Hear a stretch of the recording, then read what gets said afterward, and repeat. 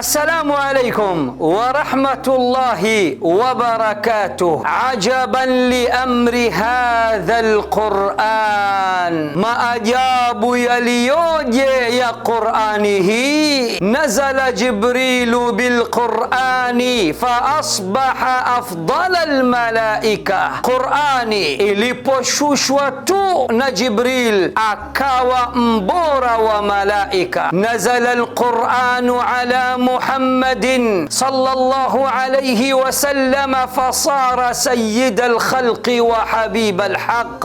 Qurani iliposhushwa tu kwa Mtume Muhammad sallallahu alayhi wa sallam akawa mbora wa viumbe na kipenzi cha Allah. Nazala alquranu ala ummati Muhammadin fa asbahat khayra ummatin ukhrijat linnas. Qurani iliposhushwa kwa ummatu Muhammad ukawa umma bora kuliko nyumati zote. Nazala alquranu fi shahri ramadana fa asbaha khayra shuhur. Qurani iliposhushwa katika mwezi wa Ramadhan ukawa mwezi bora kuliko miezi yote. Nazala alquranu fi laylatil qadri fa asbahat khayran min alfi shahrin. Qurani iliposhushwa katika usiku wa laylatul qadri ukawa usiku huo bora kuliko miezi 1000. Kila mtu ana jambo lake, na watu wa Qurani tuna jambo letu.